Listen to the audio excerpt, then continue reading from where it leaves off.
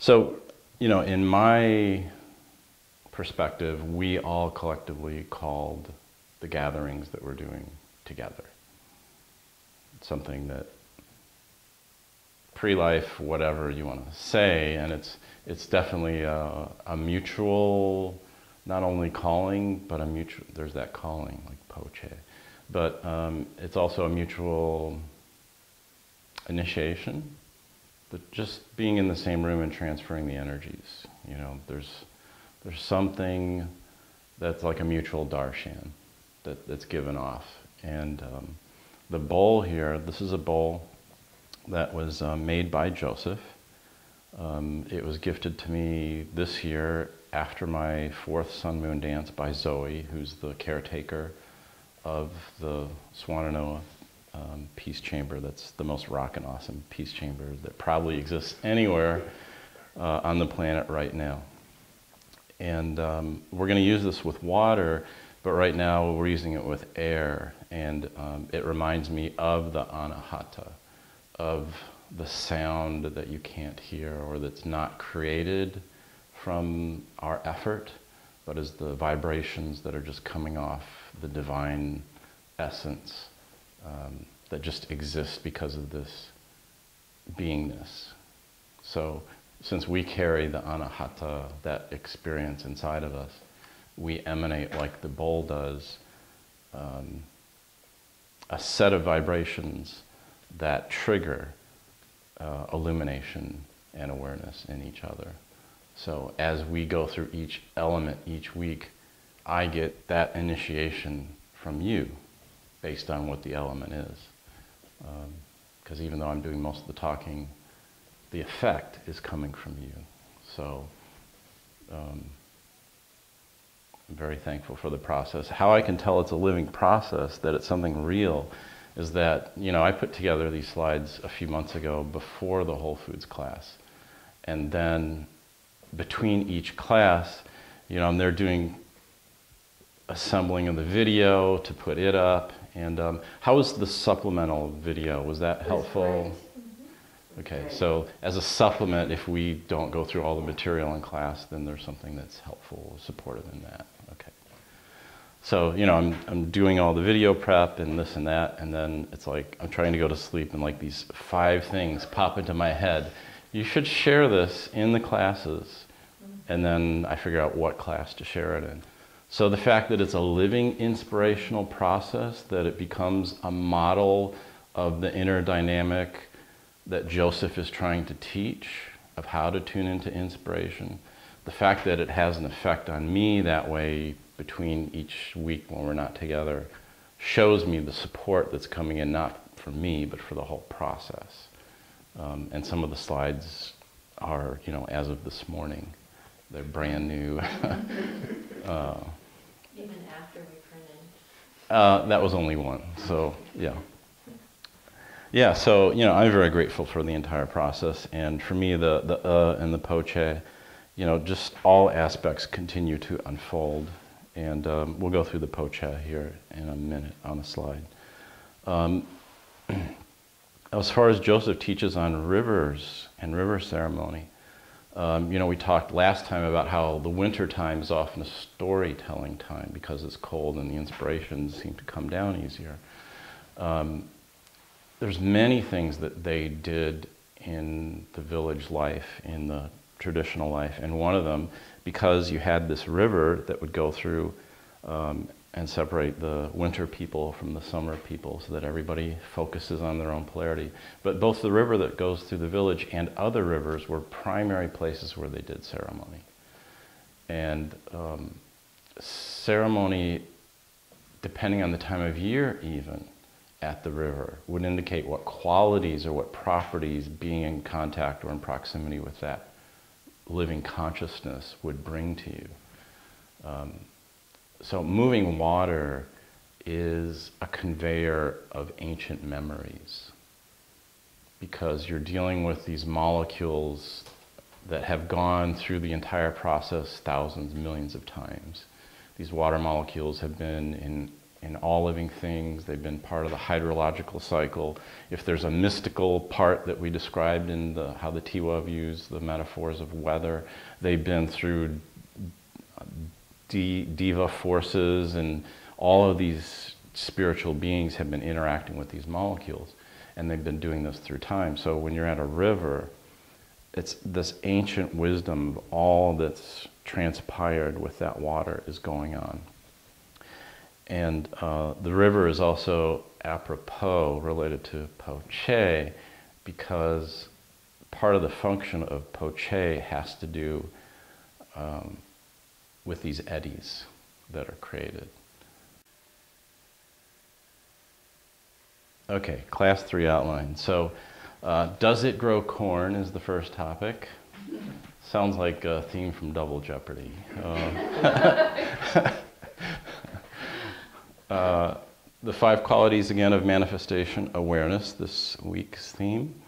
One of the things that came to me in the last 24 hours, actually this morning, trans-evolving energies. So we'll get into that.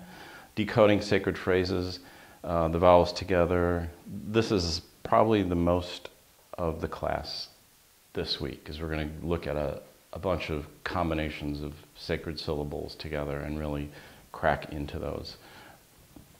The vowels together, being in vibration and co-creation.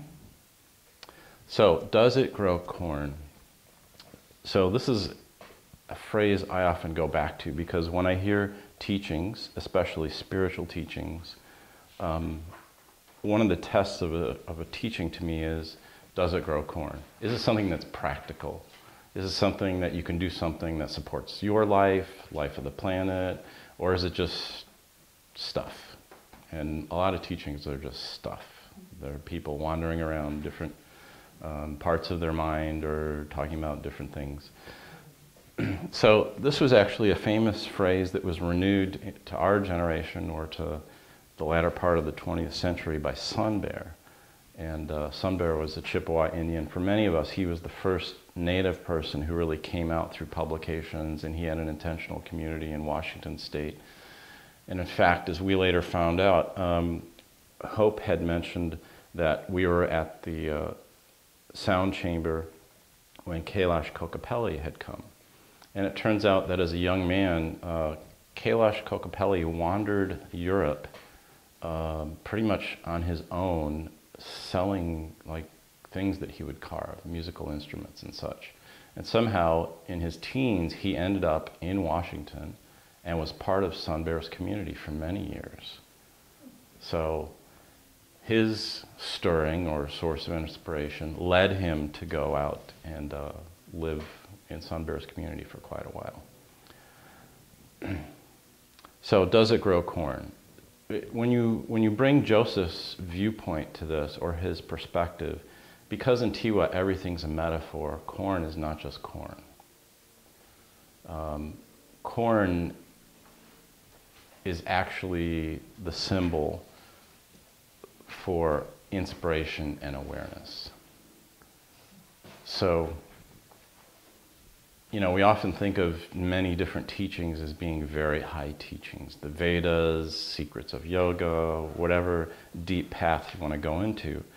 But for the native people also, there's like this outward and inward aspect to what they teach.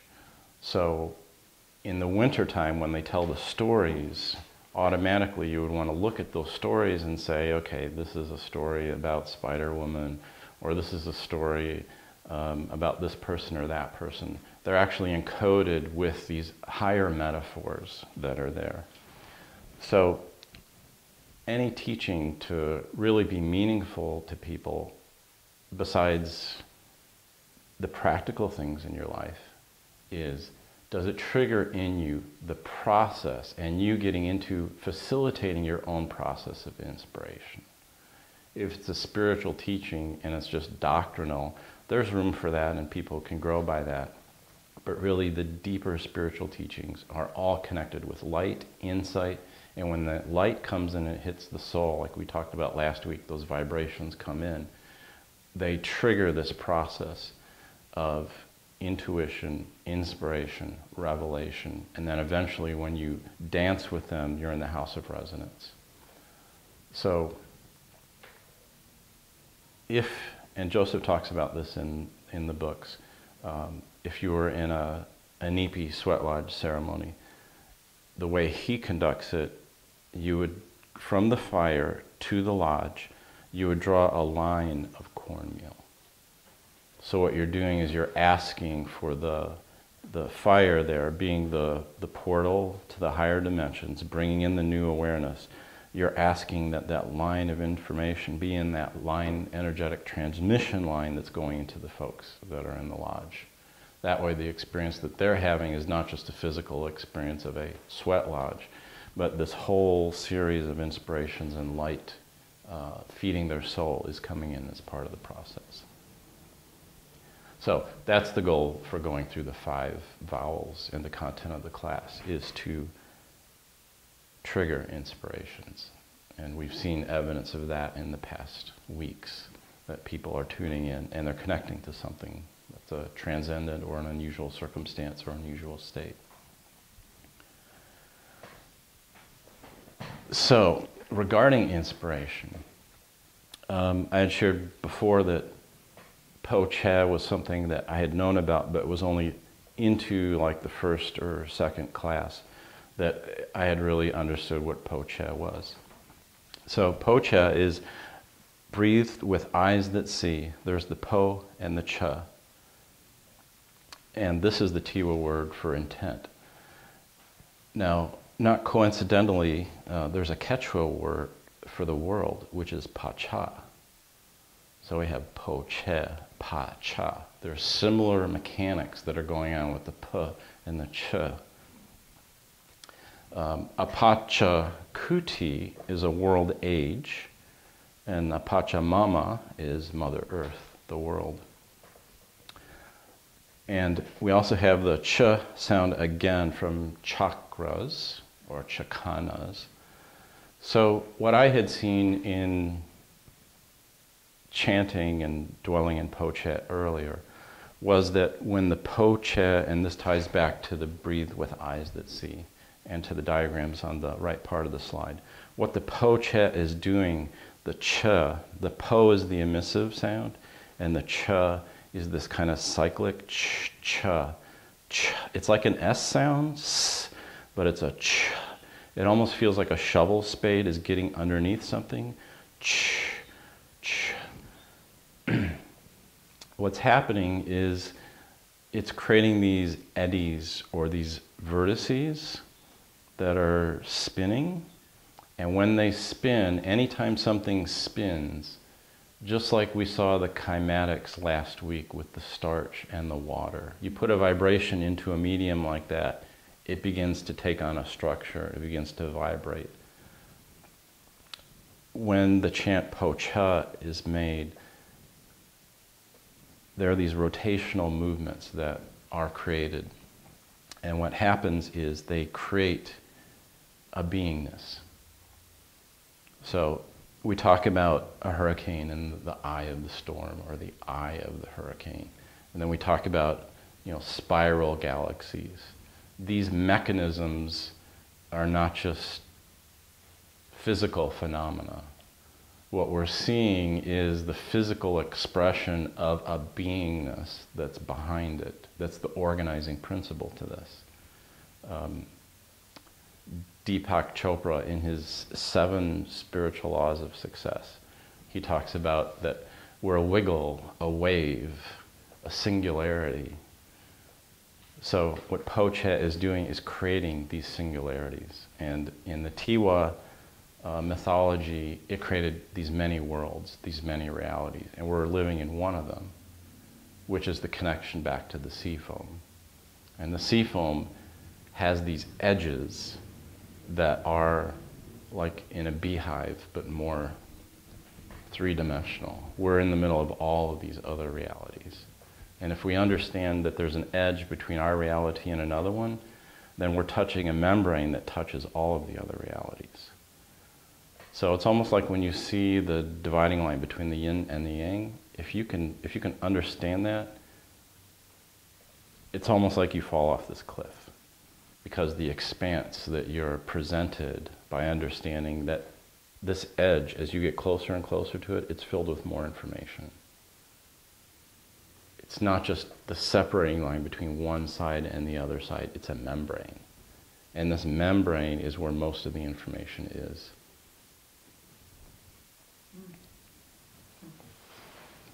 Okay, so that's cheh.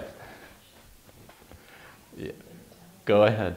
Go ahead. You want to share about fascia? No. Okay. But it's very important, right? Yes. What my comment is, or you can edit me out. Really breathtaking. It is 100% what you just said. We did this practice. We spent about 2.5 hours. And basically what we did was, she explained it from an embryological perspective, in that when the sperm and the egg come together, there's never one, there's always 2 cells. And that creates this membrane, which you have a front and a back, that eventually become the front and back body. And she was teaching us how to drop into the space in between the membrane of the front and the back. Mm-hmm. And that is vast, infinite stillness. And when you are there and then you experience the front body, you can feel the energy of the front body, and then it draws back up, and you can feel the energy of the back body, and it draws back up. This side of the membrane, right? The side next to where you're at. And then beyond that is, okay, so this then goes into the seafoam aspect. What's on the front side is the yolk sac formed. And what's on the back side is the amniotic sac that formed. And so these are physical formations, right? And in fact, then as we grow and as we form and we change energetically, even now, we are still within that bubble. We still have the yolk sac on the front, the amniotic sac on the back, and we started then moving and doing yoga over. Okay, so we're rolling over.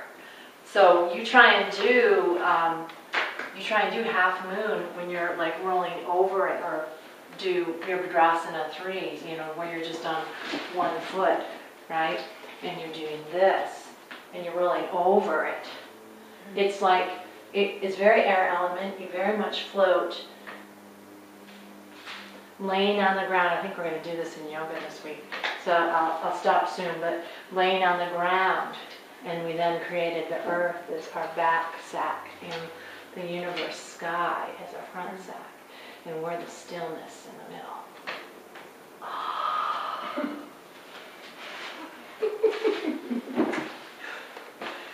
So with the breath, it's amazing. So with the breath, where it's a different thing. I'm just going to be quiet, but this is the question, okay? Where I pull at the bottom instead of having the chi to get the prana back up. That's, I think, different than being inside on the razor edge of the middle. It's a different conversation, but you can find it in that aspect too. The practice we're going to do is called the turning of the breath. And so you're hanging out in one of the turns of your breath. And I'll talk about that when we get to it. It's pretty good stuff.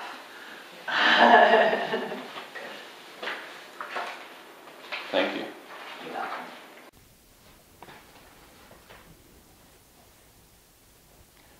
All right, going this week to E. So we've been through purification, relationship. This is awareness. And then next week is innocence, and then the last week is caring. So E is the air element, awareness. So the associated direction is the west, and it's interesting, in most Native American traditions, the west is the bringer of change. It's the bringer of new information. And there are different traditions where you would do either an east-facing, so you have a sweat lodge or an inipi, and the door will either open to the east or the door will either open to the west. And an east lodge is usually considered a gentler lodge, and a west-facing lodge is usually a more powerful or challenging lodge because there's more change, more healing, more information that's typically comes in. So whenever you're building a lodge, usually you want to decide which way you're going to put the door, because that affects the kinds of energies that are being invited into the lodge. So what is awareness?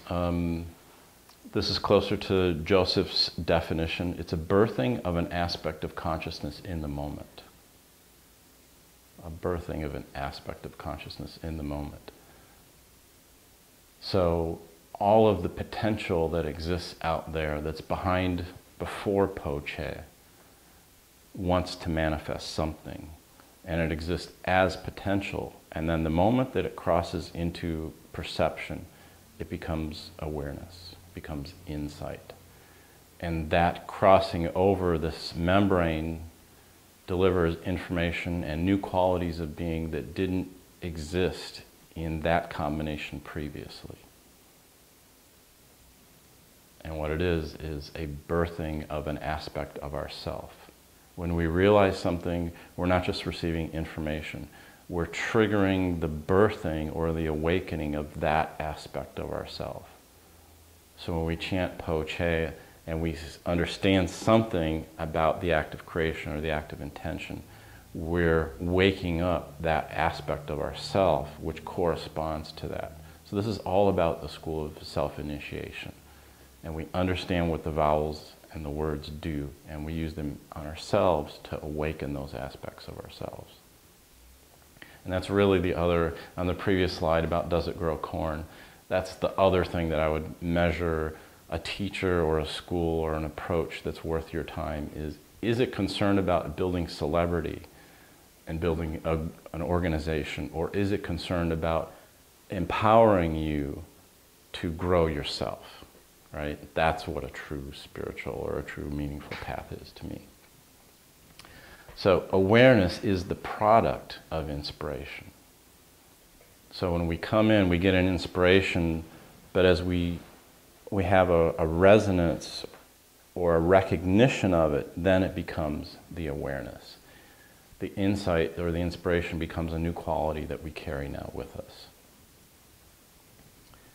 And it creates a reflexive point which serves as another boundary portal in fractal consciousness. English, please. Yeah, so this is inspired by Hamayat in Asheville. And Gowrie and I actually started studying with him for a couple years, and then Gowrie and I were studying with him together. And you know, his work in that class is about the Raphaelite work, which is a protocol that he established based on combining polarity therapy, one-to-one processing, hands-on healing, etc. And he taught us that whatever woundedness that we carry, so if you imagine a stone or a statue and it has these little dings or little mars on it, whatever woundedness that we carry, there's information in there, and those wounds, when we go about the process of accepting them and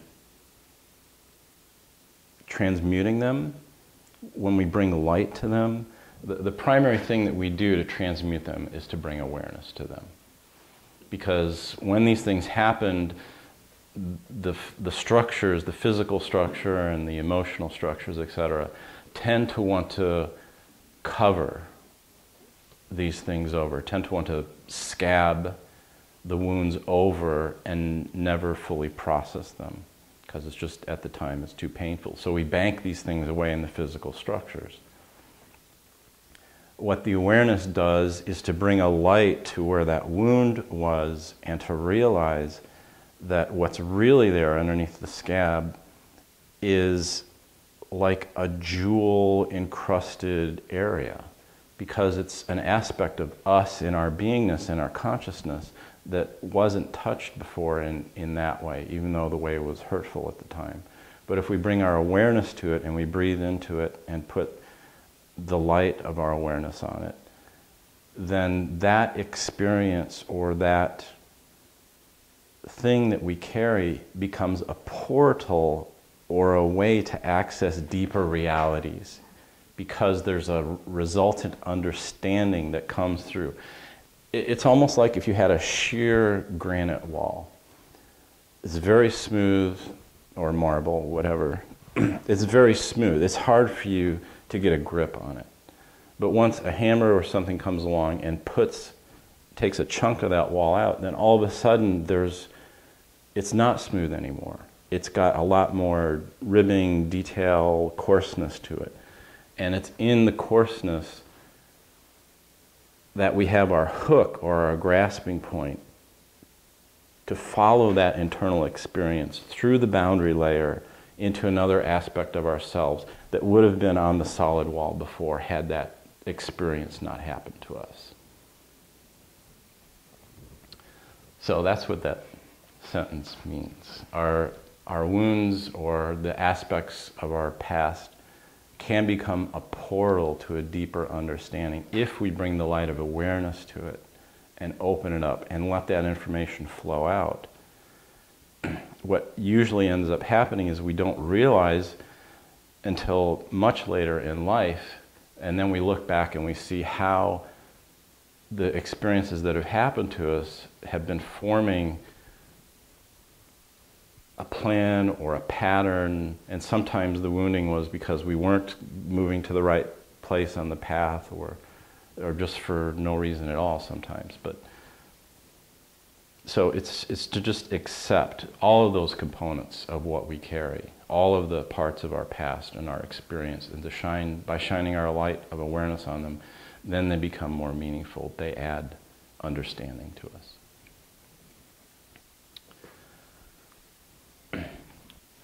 So by being in this process of awareness, what happens is when this understanding comes into us, there's more of us that's present than there was previously.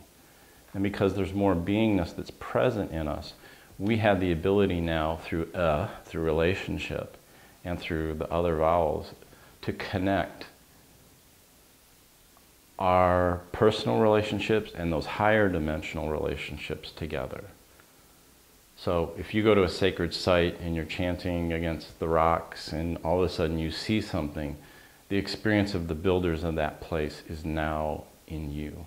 You have a transmission that you've received from them, and you have a connection to that place. For over 20 years I wanted to go to Machu Picchu, and I never understood what the attraction was.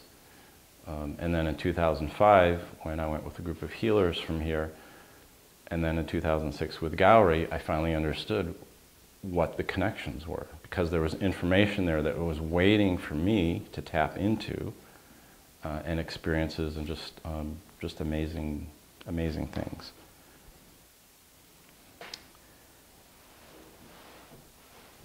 Okay, so what does the awareness do, or where does it come from? It comes from moving beyond our previous understanding, and we move to a new position or a new place. Energetically, we become a different person every time new awareness comes into us.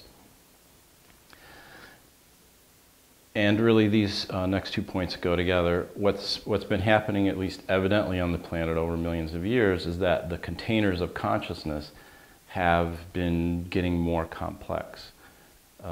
Different life forms, progression from different types of plants to flowers and trees, all of these things are holding more information now than were held in a single being in the past. So the receptors and the processors of all this information are becoming more complex. And we're wiring a new mode of consciousness. Joseph talks about this in the sound book on pages 105 and 106. How when we go through these processes of insight, awareness, and ceremony, how we're actually bringing a new form of consciousness to the planet, so that our progression is the progression of all the beings on the planet.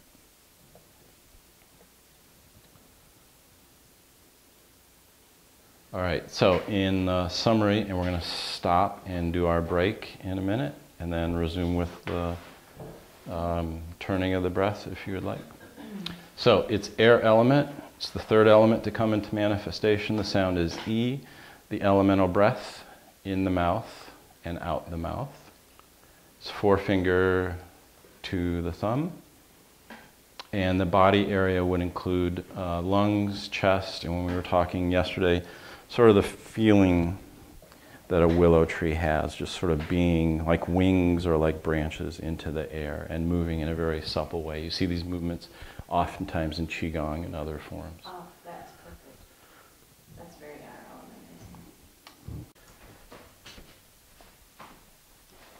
element. Okay, does anybody remember one of the associations for the letter R? Mm-hmm. Radiance, it's also commonly associated with fire. Radiance and abundance were the two key words on the cards that I handed out. So it had always interested me that there were these people shrouded in mystery called the Rishis, who in India were the source of the Vedas and the Upanishads. And it turns out a great number of these Rishis were women. I don't know why that should surprise me, but it did at the time. Just because I had always been under the impression they were men who were in the forest and who wrote all these things, but a great number of them were women. So you can see from these phrases here, Rishis and the Rishikas, that these people were all about awareness. They're very much, the word Rishi describes their ability to tap into inspiration and to pull that down into something that's meaningful and is transmittable. And it's had an effect not only on the Indian culture for thousands of years, but on all the cultures now as we're learning about India, and India diffuses into the rest of the world.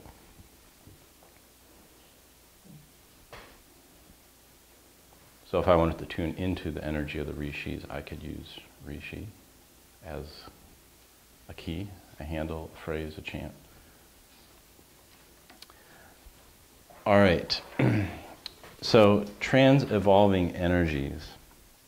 This is one of the things that came to me this morning, and it relates back to healing, healing the inner aspects, and just moving energy.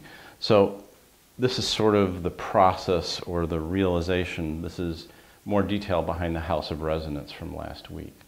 So that is, what we do is we open to inspiration, and then we would focus on some intent for what our time is that we're going to focus on. And what we want to pay attention to is running the energy. And by running the energy, I mean two things, both aware and not aware. So, for instance, if I was doing a time of chanting, what I would want to do would be possibly to physically introduce movement. We've talked about this before, different hand gestures or whatever. Sometimes it's as simple as rocking the body to one side or the other and turning the head with it. So what you're doing is you're taking that inspiration and you're giving it a physicality. And by giving it a physicality, it helps you to absorb the information or the awareness, the experience of you that much better. Because this energy is also intelligence and it's information. It's not just an insight that we get, but again, it's an aspect of being that's come to us like a drop of light and has awakened that potential that we already carried. By running energy, I also mean a phenomena that people in yoga and who do meditation, other spiritual work, often experience, and that is the actual turning on of the chakras. So for me, root chakra is present frequently. I just feel the root chakra. I feel the buzzing. I feel the connection down to the earth. But oftentimes, if I'm listening to the right kind of music, it can turn on my throat chakra or the upper chakras in the head. So I pay attention to that experience when it's happening. And if possible, then I get into that energy because that's an awakening, an internal awakening. And then what I want to do is work with the breath, use the top and the bottom of the breath, and even consciously send it down into the body, to root it into the body. And if that, like right now, my crown chakra just turned on a little bit. So what I would want to do is something like project my voice downwards, get into some of the syllables that I think we have time to get into today, which would be a lot of sounds. In Tibetan Hinduism, there's hung. They use om mani padme, hung. So that hung and the hum sound, like in the Ganesh mantra, o gum gunna, gum. Those sounds are rooters of the energy. And by working the sound, you can actually work, just like typical stories of resonance are, you have two glasses, and by making this, or bells, and by making the sound, the vibration occur in the one bell, you affect the bells next to it, right? So by moving with these energies and even physically moving, you can take this energy and just move it down, and what it does is it opens the portal that you are in that moment, and it causes more receptivity, more awareness to occur. I would also just say it embodies it in a cellular experience through your whole body. If you're experiencing crown chakra opening, what I hear you saying in another language is you're finding a way to root it, embody it at a cellular level. That's right. So there's some instant inspiration, and the inspiration that comes back to it is that the organs themselves possess another function other than the physiological function that we're aware of. The organs possess a resonant energy related to cosmic principles that they reflect, like the process of filtering in the kidneys or in the liver, of breaking down toxins. Those are cosmological processes. And by embodying those processes, the organism takes on more of its natural tone. And by taking on more of its natural tone, all of those effluent aspects of your life become in better function, in more natural function. They become more flowing. So it's not just yoga for my health, but it's yoga as a complete livingness, as a complete tune-up for mind, body, spirit, all of it together. And then, of course, at the end, giving thanks. The gratitude, the g, ra, so there's the fire energy and the God energy, g, ra, tude. The T is a standing energy, and there's a u at the bottom, ood. So it's an emissive gratitude. It's like this, I'm going up and then I'm rooting this experience into something that's real. Gratitude. By having that feeling of gratitude, we encourage the entire process to continue and to come again. Because we're opening a receptivity. We're acknowledging the beingness that we've connected to. And the gratitude helps the cycle to persist.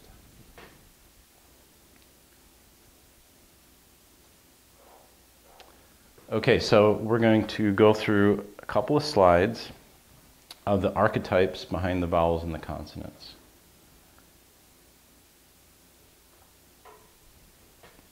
So, first thing to pay attention to is consonants at the end. So a consonant at the end gives the phrase a final p, a final energy that tells it what direction that vowel you used is going to go to, how you want it directed. So an at is a moving and standing energy. An om is a moving and more of a grounding energy. And then we also want to look at the opposite, which are the vowels at the end. So the vowels create more of a continuing open vibration. It's not so much a final statement in a perimeter, like we're drawing a painting more with the consonants at the end. We're making a container that's more of a vibratory statement. Whereas if the vowels are at the end, it's more a continuing, but in a more, to me, upwards way. So the word chi, or the word ta. So we looked at ta, chi, hu a little bit last week. So the ta is the plowing or the moving forth or the seeding energy, the vibration that continues. And the chi, there's both ta, chi, hu and wa, ma, chi. The chi is the movement. So ch sound is the rolling or the circling movement, like chakra, chakana. And the e sound is the awareness. So through chi, we're moving awareness.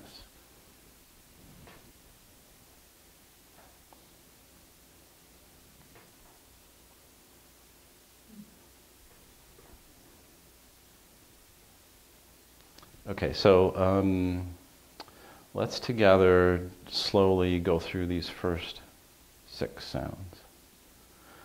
Na, an, ma, at, ta. So, na is creating the standing wave of the self. An is we start with the refinement and we root going forward. So just like you stand, you're standing up. The an is the sound that's standing up. It's moved forward, it's standing up. The it's the energy, the refining energy that's come forward, but now it's rooted down. It's drawn a container for itself. Whereas the ma is the manifesting ma that's come outward. So this is a sacred phrase, amma. Amma. It's like the source. It's also the name of a goddess, Amma. Because it's the energy that comes up, rooted down, and then it takes off again. Amma. Amma. The at is the being that's formed and becomes crystallized into time, but he's still standing up and moving forward. At. The ta is the more open form of that. The ta. It's the standing being that's moving forward and moving outward. That's why in ta, cha, hi, ta, chi, hu, it's called the planting sound or the seeding sound. The seed goes forward and then something happens. So these are used in combination. An atma, a being that's crystallized and moving forward, is then manifested and rooting. A great soul has come into the earth, an atma. And then we emphasize that by doing ma, manifested rooting, mahatma. So this is the great soul. So you could use this as a chant. Mahatma, to invoke the great presence within you.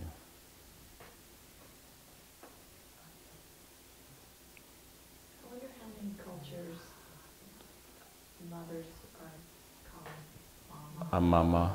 Mm-hmm. Mm-hmm. Yes, mama, because it's one of the first sounds that the mouth makes. Ma, mama. Isn't that interesting though, that is one of the first sounds Mm-hmm.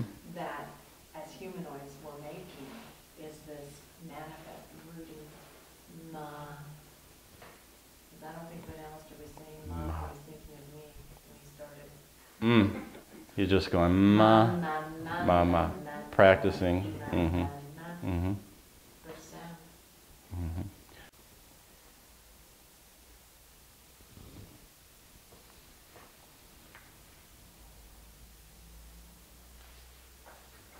Okay, here's a couple more words with the consonants being used at the end. Ganesh, Ganesham. So it's taking that Ganesh energy and rooting it into the physical structure and into the locality around you. Ganesham. I think Krishna Das or some other folks have songs like this. Om Ganesham, Om Ganesham. Same way with Shivam. So there's Shiva, and then you can change the ending part, Shivam, Shivam, and then send that energy down.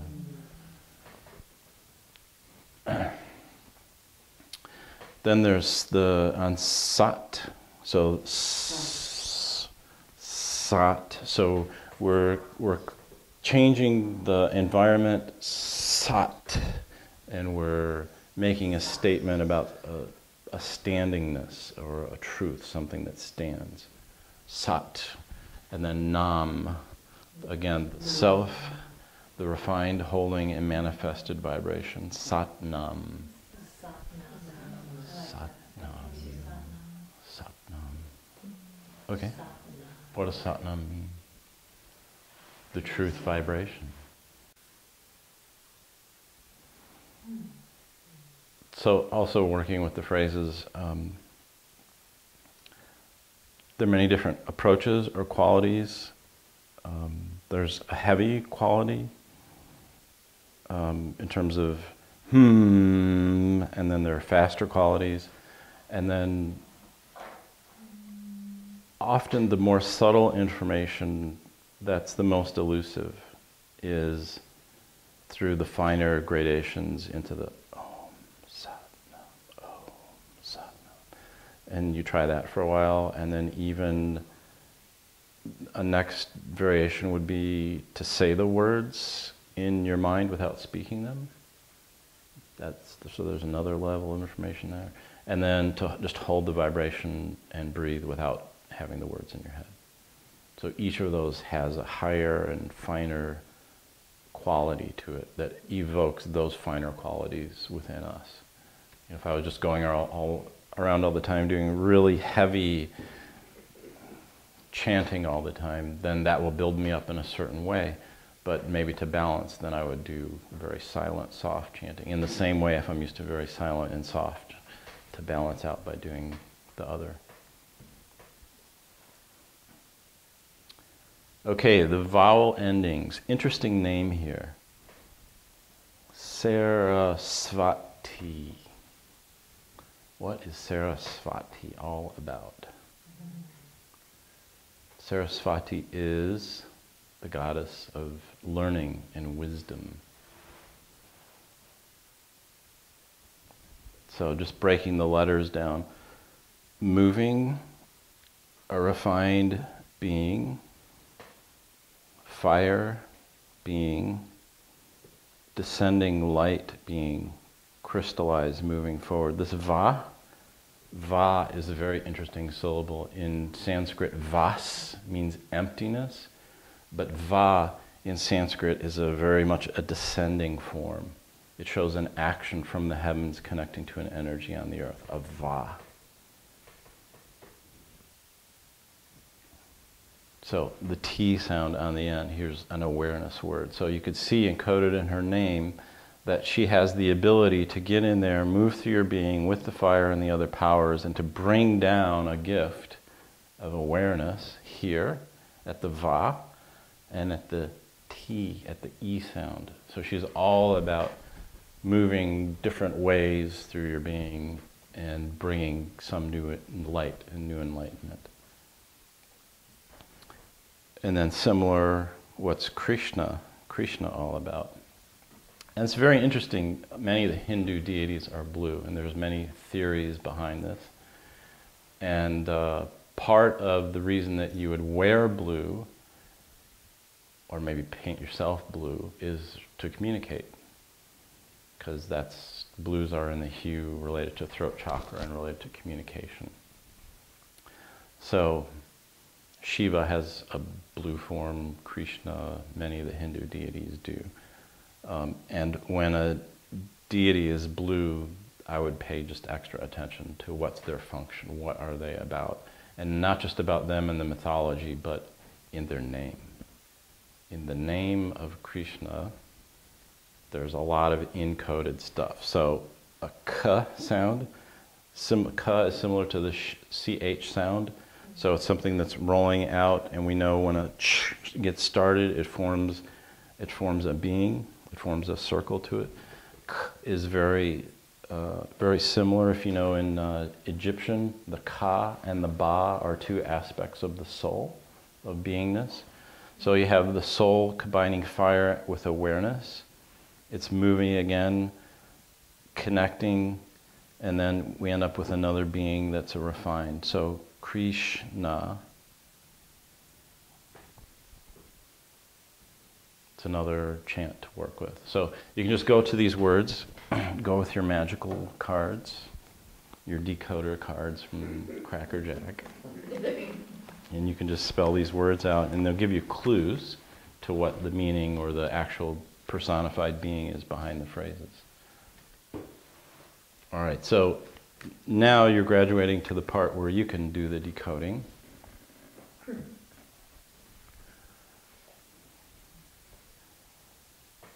a lot of ahs in this word.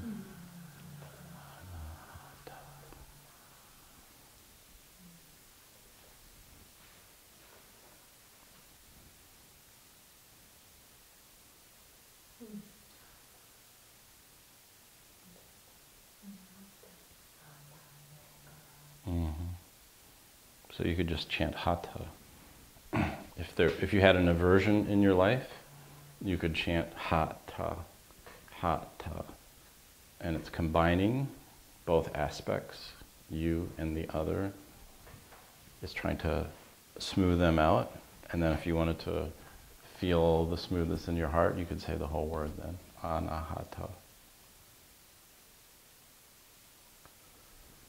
Okay, then what we can do is take some liberty to, when we work with the words, change the endings at the end.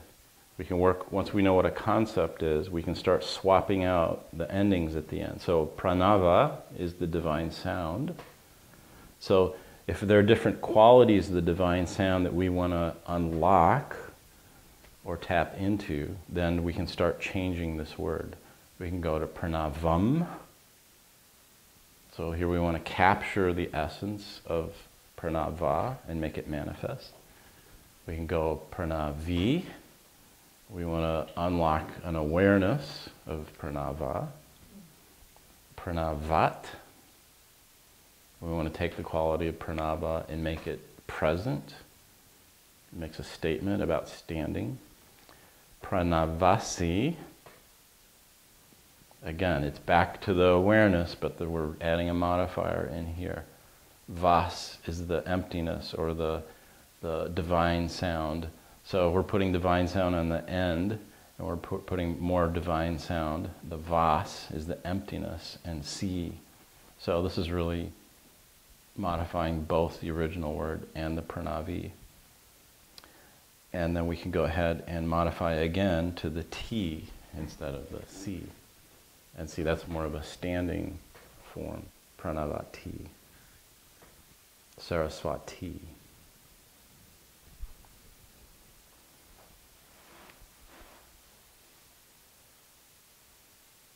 Okay, and just to show you that these are in all languages. Aloha. We're going to end in 3 minutes. Aloha. So aloha is typically a greeting. Aloha.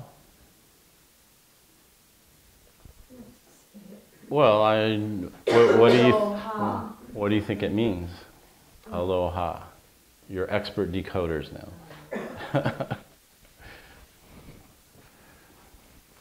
We haven't gotten into O sound. O is childlike innocence. It's receptivity. Mm-hmm. So one interpretation I've heard of aloha, which I really like and may have nothing to do with this, is I give you my breath.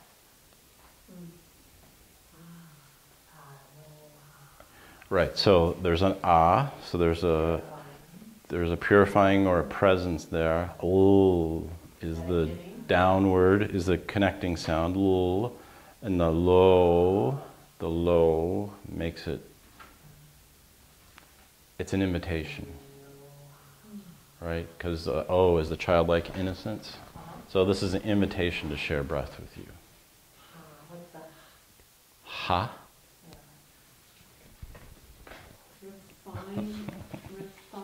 refined way? Mm-hmm. Okay, so that's the sharing of breath. I give you my breath. Literally, I did not talk to him about this. Mm-hmm. No, this is unrehearsed. H is arising or connecting. Okay, so do you know what a standard Hawaiian greeting is? The traditional greeting, Gauri, if you'll come up here with me. This is the aloha, really. This is called Honi, H-O-N-I. So you just touch foreheads and you're sharing breath. That's really the spirit of aloha, is the Honi. Oh, yeah. That's an Eskimo greeting as well. Yes. Yeah, nosy. Mm-hmm. And we'll finish with Hawaii. So, kahuna. Okay, so right away there's a hint that this is a standing being. This is a being or a self that's there. The ka is like the cha, but it has a connotation of being more of a soul energy, a ka. Mm-hmm. So kahuna in Hawaiian, if you're not familiar with the term, is the way I understand it is it's kind of like their divine teachers, or in our culture we would say, our minister, or our priest, or So the who is the who. Mm-hmm. carrying a soul. Mm-hmm. It's a soul who's carrying the divine vibration, a kahuna. Mm-hmm.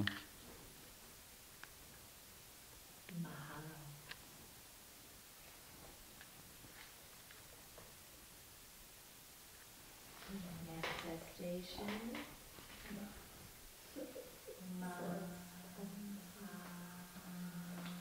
And that aloha. That's sharing, right? Aha is sharing. Mm-hmm. This is an invitation to share. Hello. And that was good. Hello. Was it hello or? No, I'm just saying hello is also here, right? This Yeah. is Hello. hello. And who says it like that? It's some Northern European folks, right? Is it Germans or some others say hello? Hello? The Germans do say hello. Mm-hmm. Yeah. So this is an invitation. So I'm here sharing an invitation to connect with you. Ha is The connecting. connecting. Mm-hmm. But mahalo, when we experienced that was like saying thank you, right? Mahalo. Yeah. Mm-hmm.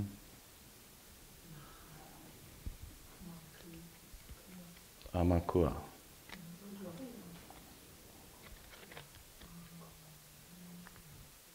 Ama. Is that how you say that? Amakua. Well, ama, Uh-huh. the divine feminine. Ama. Ua. Okay, so there's some divine connotation with a K sound. It's a holding. Soul. Uh-huh.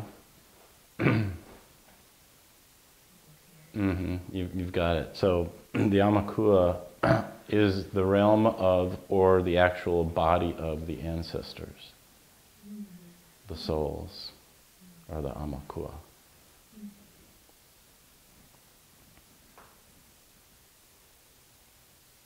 So how would you say the last one? Mana? Mana. Or mana? Maybe both.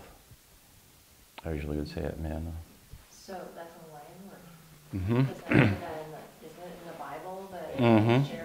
Two ends. Mm-hmm. Mm-hmm. There's a hint. All I know is Ezekiel bread, manna. Mm-hmm. So it's a manifestation of being, and it's referred to usually by the kahunas as the energy that you develop. By developing good mana or strong mana, you're affecting your environment to produce good things for you. By having strong mana, you have a strong, good life. And thus, we practice. Yes. So we'll stop on the slides here. You get to have another supplemental video this week.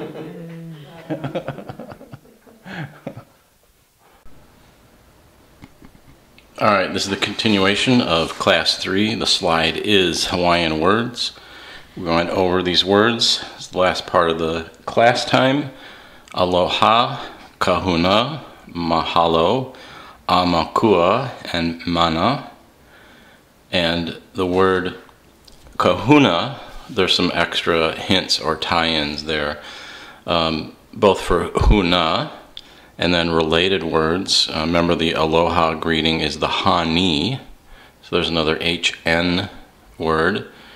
And then the turtle, one of the most sacred animals in Hawaiian mysticism and lore, is the hanu, which is the turtle. All right, next slide, some Quechua words. Lama, runa, and inti. So looking at those words, we can start to put together some of the meanings. A lama, the L descending sound, and then the ma, the manifestation. So an animal that brings descending light or descending presence is a lama. And it's interesting that that's also the Tibetan word for somebody who's in their system, in their approach to looking at life, a lama. A runa, the R sound again, it's holding the forward movement or the fire, the runa. Runa is a person. And inti, we just went over E for awareness. The inti, the sun is called inti.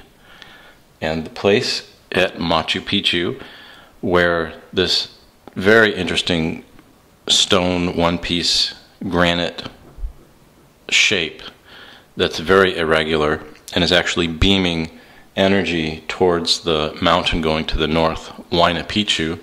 This structure is called the Inti Wantana, and the translation that was used coming into English was the hitching post of the sun. And if you look at Inti Wantana, the Inti, the awareness, the Wan is more of a capturing, holding into manifestation or into presence. And then Tana, they have the being at the end. So there's a hint even in the word Intiwantana that there's some energies from the sun that are being carried and channeled forward. All right, and even into Islamic words, Allah, Nur, and Salam. So with Allah, we start with the purification or the refining of being, the descending light. And again, another statement of the dwelling beingness, Allah. And Allah, if you look at it in the Arabic, it looks sort of like a W, and it's a mirrored image that matches the mirrored sound, Allah. Nur, starting with a being and then holding R on the end, the light or fire principle. Nur is light. And then Salam, so it's moving something forward, it's making a change into the environment. And then the Lam sound, again like Lama, is the descending and dwelling presence, so Salam is the dwelling piece. On the next slide for Om or Aum, this is very common in typical Hindu teachings that each of the letters or the dwelling sounds for the syllables in Am, the A, has a energetic association to it, with the A being the breath, the refining, and that in Hinduism cosmology is the waking state, and then the U is the carrying or holding, as we're learning in Joseph's teachings. This is associated to the dreaming state. And then the M, the is the manifested or settled. This is associated to the deep sleep. And on the diagram on the right, each of these states has a transition period or transition phase. So you have Unmani, Aladani, and then Samadhi. And then the fourth state, the state that's beyond Om or the silence after Om, is Turiya. So you can look at the letters Turiya and see what's going on there with the moving of the energy. It starts and then it's held and then it's moved forward again in awareness, and then the Ya sound at the end. All right, part of what we did in class this week is even though we were in a air week, we went ahead and put water into the bowl from Joseph. And part of the purpose for doing that in the class is to illustrate Joseph's point about don't get stuck in form. So along with his teaching about work is worship and the other sayings that he has, he is very clear that the form is there to support your process. We're not there just to support the forms of the process itself. So what we do is we learn a form. So let's say you were learning a teaching from somebody. Typically they're going to teach you exactly how it was taught to them. So that would be in a traditional form. Examples of this would be if you were a pipe carrier or if you were leading a Native American lodge or other ceremony. There are specific songs, specific order that you do things in, and you're taught how to do it exactly how it was taught or passed on from the people before. And part of the reason that this is done is because it's something that works. So you are passing on or transmitting something that generations before you have known that works. So you learn the form, and then you master the form so you really understand it. And then you know the appropriate times that that form can be modified for it to respond to a changing circumstance. And I'll give you an example. In the Inipi, again, there's a lot of E awareness sounds in Inipi. Typically, when you go into the lodge, you go in clockwise. So you would enter the lodge door and then making a circle clockwise from your left to your right. People would go in and sit down that way. And then when the ceremony is over, people would continue moving clockwise and exit out, going around. So even if you were sitting on the left side of the lodge, you would continue all the way around past 12 o'clock, 3 o'clock, back to 6 o'clock on the bottom to get out of the lodge. But we were in a lodge, and the number of rounds in the lodge wasn't as many as you would normally do, because we were doing a sweat lodge ceremony in front of another ceremony that was lasting a couple of days, and then we were going to do another lodge at the end of the ceremony. So in that case, when we were finished with the first part of the lodge, we exited the lodge counterclockwise because the ceremony was not over. And then to finish the ceremony, people went back in clockwise and then continued after the ceremony to go out clockwise.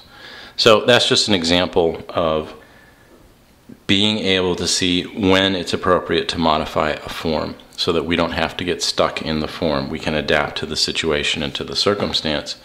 And what allows us to not be stuck is to be open and aware for the inspiration to tell us that something different wants to take place.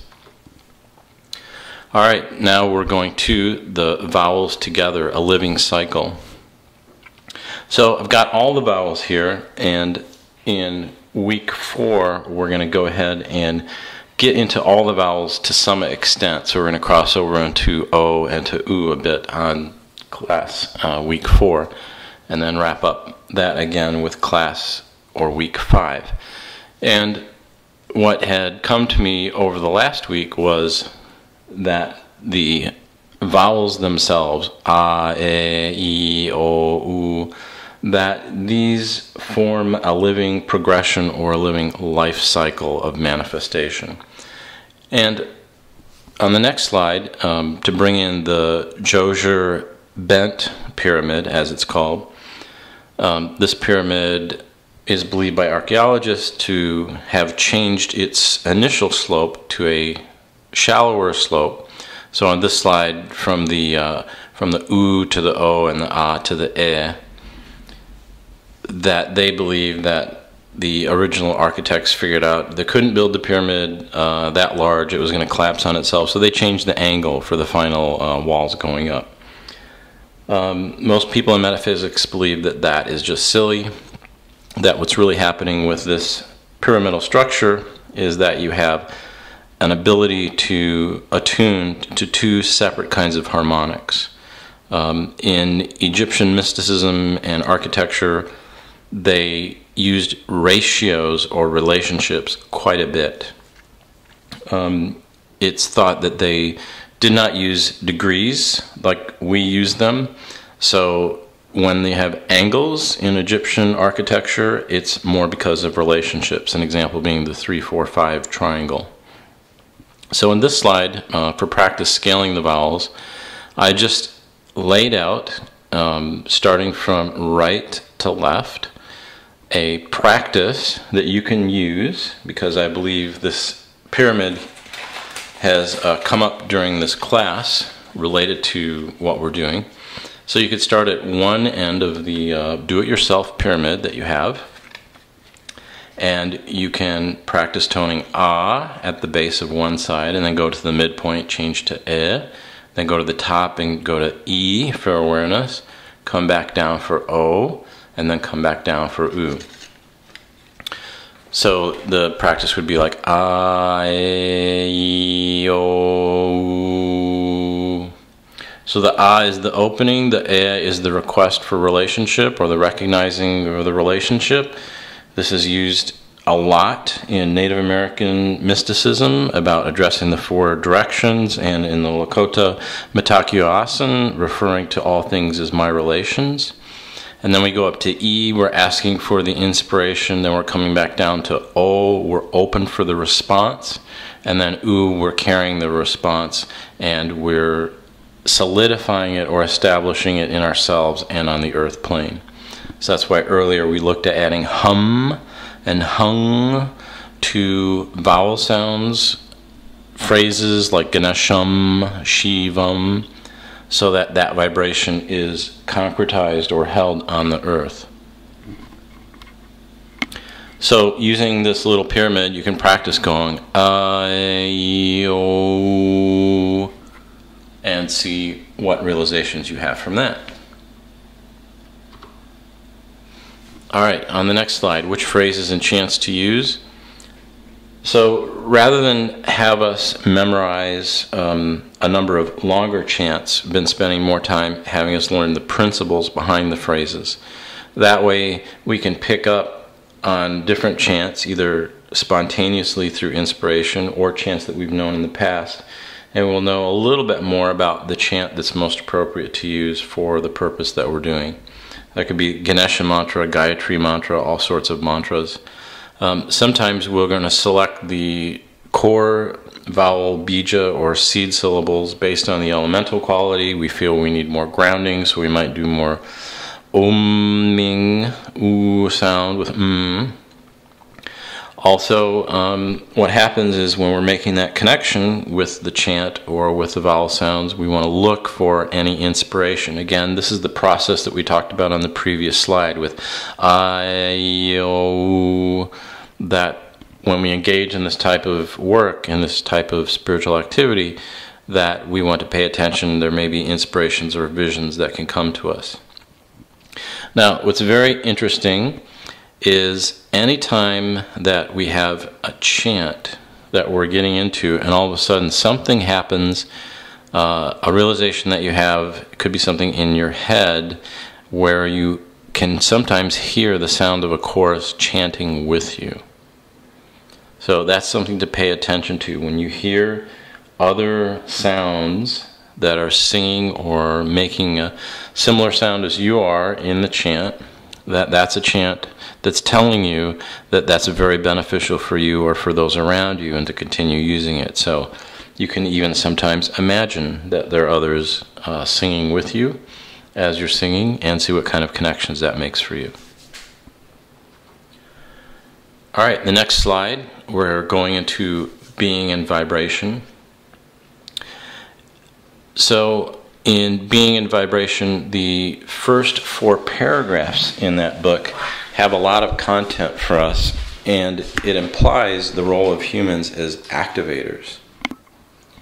Alright, so I'm going to go ahead and read that. Chapter 1, Born into Vibration, Bonding with the Land.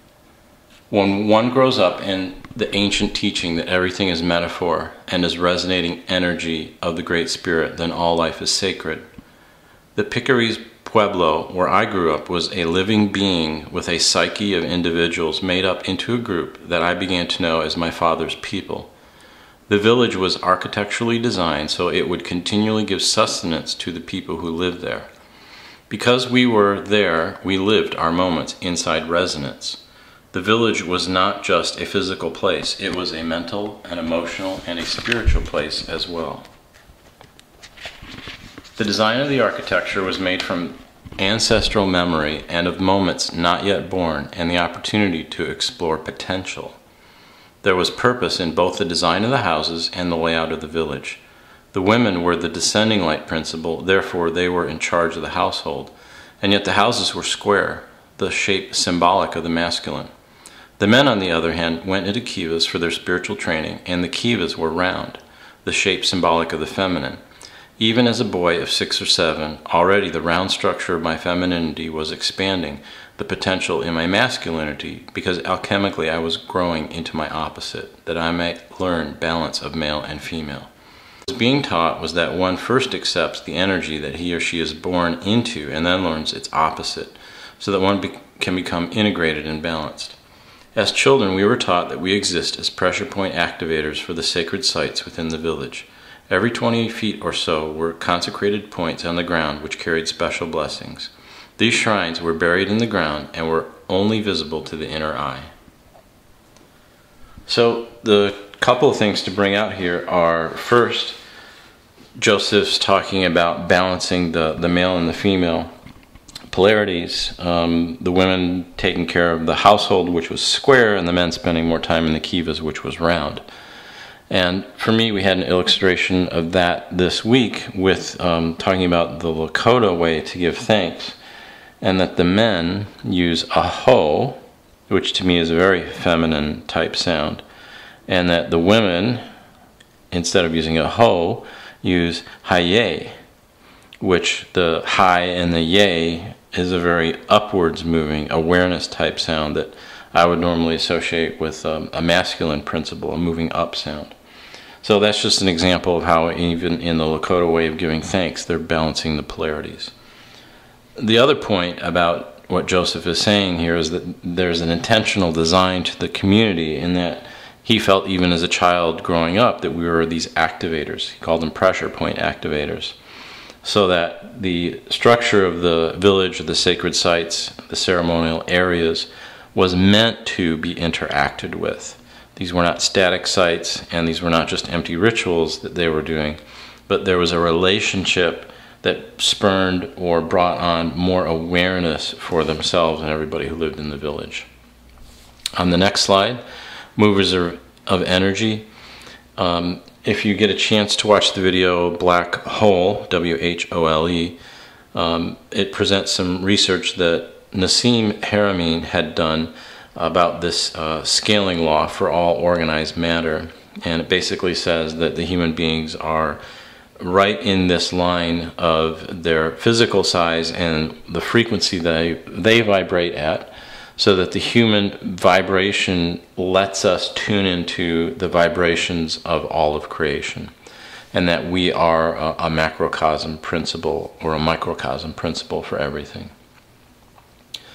And then with our physiology, we're qualified to both tap into the energy of the universe and to move it without the use of external technologies. So we have within us a ascending and descending structure, and we know this as the physical structure and also the chakras, which are a more energetic way of organizing consciousness. But we have the ability to filter and channel and connect into these energies of the universe because of our unique role as being the two-leggeds here, the ones possessing consciousness that's very malleable and very expressible on this planet. So part of what we do is to move this energy. We connect it to keep it moving. And when we keep it moving, we're connecting to the divine qualities. So the next slide, endowing with divine qualities.